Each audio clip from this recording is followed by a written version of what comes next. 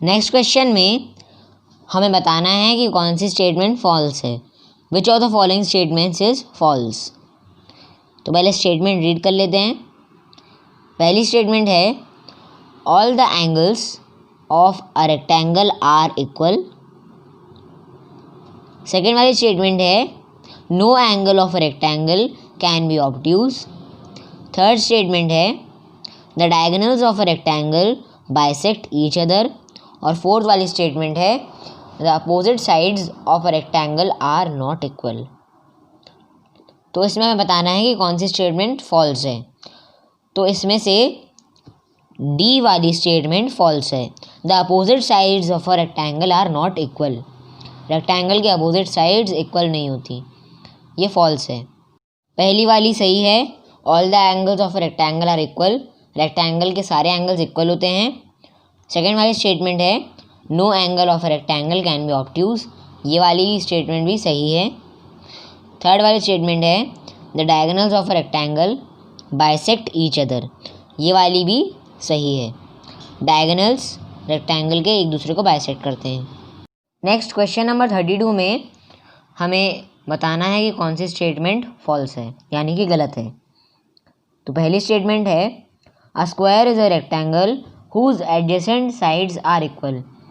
यानी कि एक रेक्टेंगल तभी स्क्वायर कहलाएगा जब उसकी एडजेसेंट साइड्स इक्वल होंगी।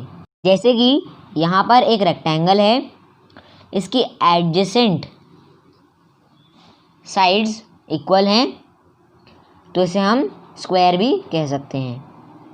फिर सेकंड स्टेटमेंट है a square is a rhombus whose one angle is a right angle.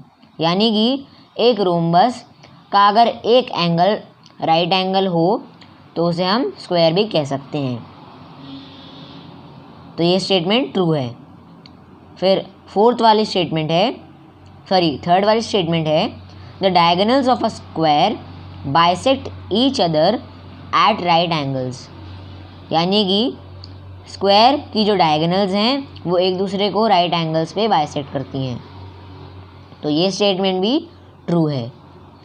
फिर फोर्थ स्टेटमेंट है the diagonals of a square do not divide the whole square into 4 equal parts. यानी कि square की जो diagonals हैं वो square को 4 equal part में डिवाइड नहीं करती हैं। तो ये स्टेटमेंट फॉल्स है, क्योंकि स्क्वायर की जो डायगोनल्स हैं वो पूरे स्क्वायर को 4 इक्वल पार्ट्स में डिवाइड कर देती है। तो ये स्टेटमेंट फॉल्स है। तो हमारा आंसर है डी वाला, ये वाला। नेक्स्ट क्वेश्चन नंबर 33 में हमें स्टेटमेंट बतानी है जो गलत है, फॉल्स है। Which of the following statement is false. पहली स्टेटमेंट है all the rectangles are parallelograms. तो ये स्टेटमेंट भी ट्रू है। सारे रेक्टेंगल पैरेललोग्राम्स हो सकते हैं, ये ट्रू है। फिर सेकेंड वाली स्टेटमेंट है all the squares are rectangles. सारे स्क्वायर रेक्टेंगल भी हो सकते हैं, ये ट्रू है। फिर थर्ड वाली स्टेटमेंट है all the parallelograms are rectangles. यानी कि सारे पैरेललोग्राम्स रेक्टेंगल्स हो सकते हैं, तो ये फॉल्स है। सारे पैरेललोग्राम्स हमेशा रेक्टेंगल हों, ये पॉसिबल नहीं है। फिर फोर्थ वाली स्टेटमेंट है all the rhombuses are parallelograms.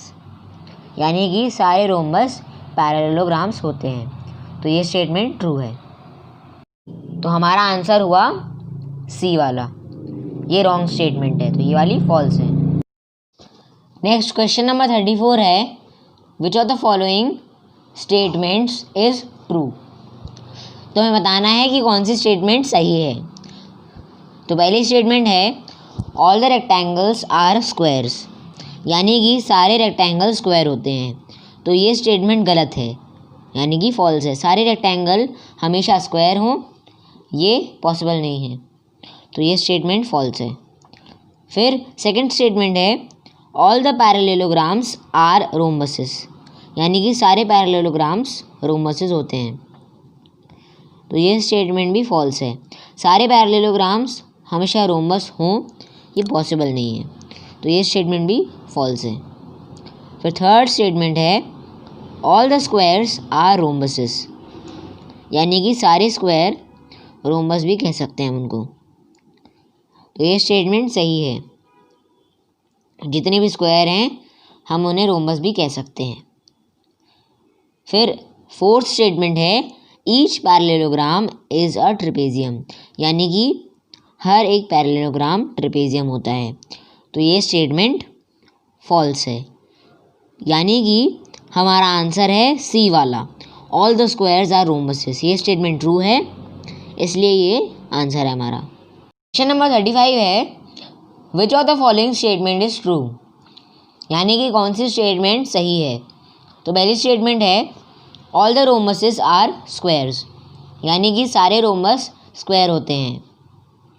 तो ये स्टेटमेंट गलत है, सारे रोम्बस स्क्वायर हों ये ज़रूरी नहीं है। तो ये स्टेटमेंट फॉल्स है। सेकंड स्टेटमेंट है each square is a parallelogram, यानी कि हर एक स्क्वायर पैरेललोग्राम होता है। तो ये स्टेटमेंट सही है, ट्रू है। फिर थर्ड स्टेटमेंट है each parallelogram is a square, यानी कि हर एक पैरेललोग्राम एक स्क्वायर भी हो सकता है। तो ये स्टेटमेंट गलत है, यानी कि फॉल्स है। हर एक पैरेललोग्राम हमेशा स्क्वायर हो ये ज़रूरी नहीं है। फिर फोर्थ स्टेटमेंट है each trapezium is a parallelogram, यानी कि हर एक ट्रेपेजियम एक पैरेललोग्राम भी होता है। तो ये स्टेटमेंट फॉल्स है, क्योंकि हर एक ट्रेपेजियम हमेशा पैरेललोग्राम हो ये पॉसिबल नहीं है। क्वेश्चन नंबर 37 है two adjacent sides of a rectangle are equal, the name of the quadrilateral is. तो रेक्टेंगल की अगर एडजेसेंट साइड्स इक्वल हों तो हम उसे क्या कह सकते हैं। तो अगर रेक्टेंगल की एडजेसेंट साइड्स इक्वल हों, दो एडजेसेंट साइड्स इक्वल हों, तो हम उसे स्क्वायर भी कह सकते हैं। तो क्वाड्रिलेटरल का नाम क्या है, स्क्वायर। इसका आंसर है ए वाला, स्क्वायर। क्वेश्चन नंबर 38 है which of the following statement is false, कौन सी स्टेटमेंट गलत है। तो पहली स्टेटमेंट है all the four sides of a parallelogram are equal, यानी कि पैरेललोग्राम की चारों साइड इक्वल होती हैं। तो ये स्टेटमेंट गलत है, पैरेललोग्राम की चारों साइड हमेशा इक्वल हों ये ज़रूरी नहीं है। तो इसलिए ये स्टेटमेंट फॉल्स है। फिर सेकंड स्टेटमेंट है the opposite angles of a parallelogram are equal, यानी कि पैरेललोग्राम की जो अपोजिट एंगल्स होते हैं वो इक्वल होते हैं। तो ये स्टेटमेंट ट्रू है। फिर थर्ड स्टेटमेंट है the diagonals of a parallelogram bisect each other, यानी कि पैरेललोग्राम की डायगोनल्स एक दूसरे को बाइसेक्ट करती हैं। तो ये स्टेटमेंट ट्रू है। फिर फोर्थ स्टेटमेंट है all the four sides of a rhombus are equal, यानी कि रोम्बस की चारों साइड्स इक्वल होती हैं। तो ये स्टेटमेंट भी ट्रू है। क्वेश्चन नंबर 39 है which of the following statement is false, कौन सी स्टेटमेंट गलत है। तो पहली स्टेटमेंट है all the four angles of a rhombus are equal, यानी कि रोम्बस के चारों एंगल्स इक्वल होते हैं। तो ये स्टेटमेंट फॉल्स है, क्योंकि रोम्बस के चारों एंगल हमेशा इक्वल हों ये ज़रूरी नहीं है, इसलिए ये स्टेटमेंट गलत है। फिर सेकंड स्टेटमेंट है the diagonals of a rhombus bisect each other at right angles, यानी कि रोम्बस के जो डायगोनल्स होती हैं वो एक दूसरे को राइट एंगल पे बाइसेक्ट करती हैं। तो ये स्टेटमेंट बिल्कुल सही है, ट्रू है। फिर थर्ड स्टेटमेंट है a rectangle is a parallelogram, यानी कि एक रेक्टेंगल पैरेललोग्राम भी होता है। ये स्टेटमेंट ट्रू है। फिर फोर्थ वाली स्टेटमेंट है ऑल स्क्वायर्स आर रेक्टेंगल्स, ये स्टेटमेंट भी ट्रू है, सारे स्क्वायर रेक्टेंगल होते हैं। तो हमारा आंसर है ए वाला, all the four angles of a rhombus are equal. Question में फॉल्स स्टेटमेंट पूछी है, तो इसका आंसर है ए वाला। नेक्स्ट क्वेश्चन नंबर 40 है if one angle of a parallelogram is of 65 degree, then the measure of the adjacent angle is। यानी कि पैरेललोग्राम के एक एंगल का मेजरमेंट है 65 डिग्री, तो उसके एडजेसेंट एंगल का मेजरमेंट क्या होगा। तो एडजेसेंट एंगल का सम होता है 180 डिग्री, इसलिए मैं 180 डिग्री माइनस 65 डिग्री कर दूंगा, जो कि होता है 115 डिग्री। तो इसका आंसर है बी वाला 115 डिग्री। क्वेश्चन नंबर 41 है, if angle A of a parallelogram ABCD is of 60 degree, then the measure of the opposite angle C is. यानी कि पैरेललोग्राम ABCD में जो एंगल A है उसका मेजरमेंट है 60 डिग्री, उसके अपोजिट एंगल C का हमें मेजरमेंट बताना है। तो एंगल C का मेजरमेंट हो जाएगा 60 डिग्री, क्योंकि पैरेललोग्राम के अपोजिट एंगल्स इक्वल होते हैं, इसलिए एंगल C भी हो जाएगा 60 डिग्री। तो इसका आंसर है ए वाला 60 डिग्री। नेक्स्ट क्वेश्चन नंबर 42 है, if all the four sides of a parallelogram are equal and the adjacent angles are of 120 degree and 60 degree, then the name of quadrilateral is। यानी कि एक parallelogram दिया हुआ है जिसकी चारों साइड इक्वल हैं और उसके एडजेसेंट एंगल्स का मेजरमेंट है 120 डिग्री और 60 डिग्री, तो हमें उस क्वाड्रिलेटरल का नाम बताना है। तो ऐसा पैरेललोग्राम जिसकी चारों साइड इक्वल होती हैं वो है स्क्वायर और रोम्बस। फिर आगे पूछा गया है कि उनके एडजेसेंट एंगल्स 120 डिग्री और 60 डिग्री हैं, तो 120 + 60 हो जाता है 180, जबकि स्क्वायर के एडजेसेंट एंगल्स नहीं, सारे एंगल्स का मेजरमेंट होता है 90 डिग्री, तो इसका आंसर होगा रोम्बस। नेक्स्ट क्वेश्चन नंबर 43 है, if the length of a side of a rhombus is 6 centimetre, then the perimeter of the rhombus is. तो हमें बताना है एक रोम्बस का पेरीमीटर जिसकी साइड है, साइड की मेजरमेंट है 6 सेंटीमीटर। तो रोम्बस का पेरीमीटर का निकालने का फॉर्मूला होता है 4 × साइड। तो यहाँ पर साइड का मेजरमेंट है 6 सेंटीमीटर, तो यहाँ पर 4 × 6 हो जाएगा, जो कि होता है 24। यानी कि इसका आंसर है सी वाला 24 सेंटीमीटर। नेक्स्ट क्वेश्चन नंबर 44 है, in a kite what is false. तो एक काइट के हिसाब से कौन सी स्टेटमेंट गलत है ये हमें बताना है। तो स्टेटमेंट है the diagonals are perpendicular to each other. यानी कि काइट में जो डायगोनल्स हैं वो परपेंडिकुलर होती हैं एक दूसरे से, ये स्टेटमेंट सही है। सेकेंड स्टेटमेंट है the diagonals bisect each other. यानी कि जो डायगोनल्स हैं वो एक दूसरे को बाइसेक्ट करती हैं, तो ये स्टेटमेंट काइट के हिसाब से ट्रू है। फिर थर्ड वाली स्टेटमेंट है only one pair of opposite angles is equal. यानी कि अपोजिट एंगल्स का सिर्फ एक ही पेयर इक्वल होता है, तो ये स्टेटमेंट काइट के हिसाब से सही है, ट्रू है। फिर फोर्थ स्टेटमेंट है all the four sides are equal. तो ये स्टेटमेंट काइट के हिसाब से फॉल्स है, यानी कि गलत है। काइट की चारों साइड इक्वल नहीं होती हैं।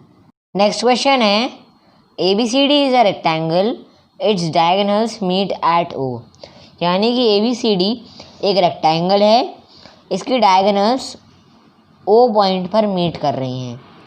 एक रेक्टेंगल की डायगोनल्स जब एक दूसरे को बाइसेक्ट करती हैं तो वो इक्वली एक दूसरे को बाइसेक्ट करती हैं, यानी कि हम OA और OD को इक्वल कर सकते हैं। OA = 2x - 1। मैंने यहाँ पे लिख दिया है 2x - 1 = 3x - 2। ये जो 2x है 2x को हम इधर ले जाएंगे 3x के पास और -2 को -1 के पास ले जाएंगे, तो ये हो जाएगा -1 + 2 = 3x - 2x। -1 और +2 का हो जाएगा यहाँ पर +1 और 3x - 2x हो जाएगा 1x, यानी कि हमारे x की वैल्यू आ गई है 1। तो हमारा आंसर होगा ए वाला 1।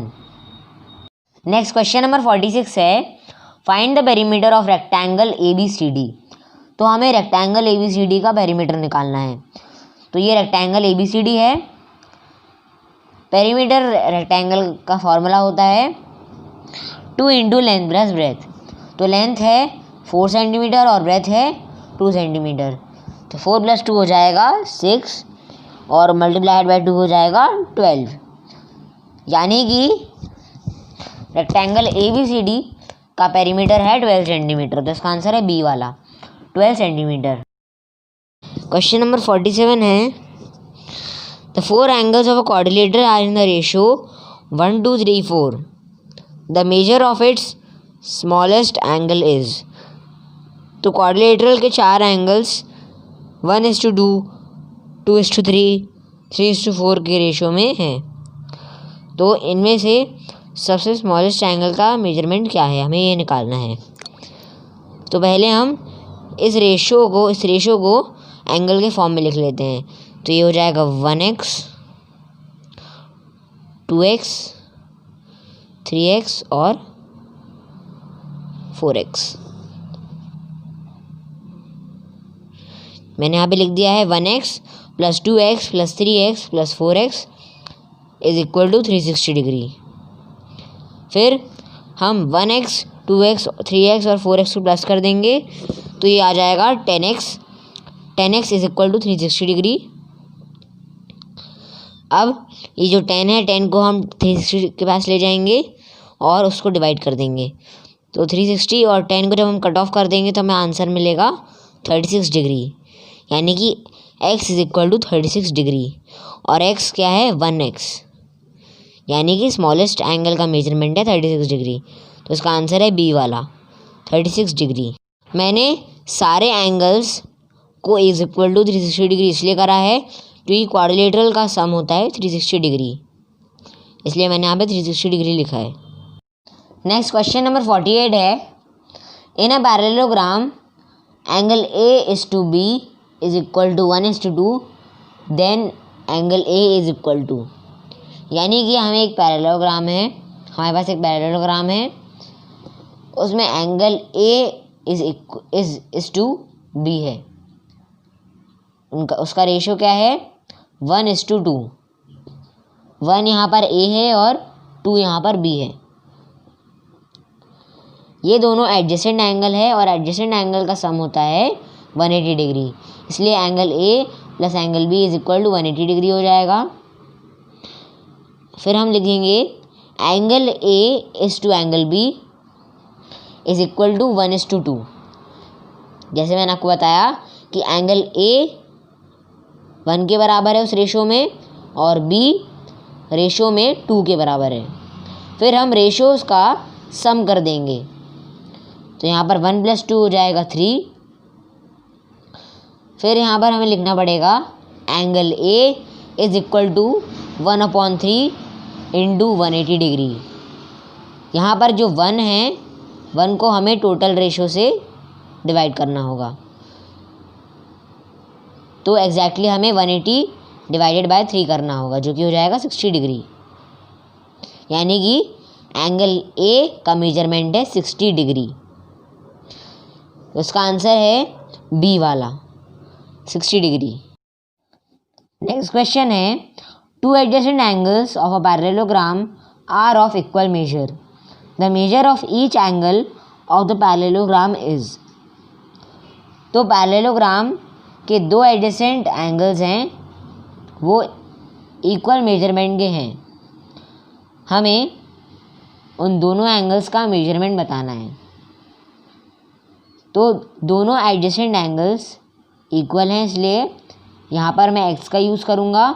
x + x = 180 degree. Adjacent angles का सम होता है 180 डिग्री, इसलिए x + x = 180 degree. x + x हो जाएगा 2x। 2x = 180 degree. फिर जो 2 है x के पास, वो 180 के पास चला जाएगा, तो 180/2 हो जाएगा। तो 2 और 180 को कट ऑफ करेंगे तो आंसर आएगा 90 डिग्री, यानी कि एक्स का मेजरमेंट है 90 डिग्री। तो उन दोनों एंगल्स का मेजरमेंट है 90 डिग्री। तो इसका आंसर है डी वाला 90 डिग्री।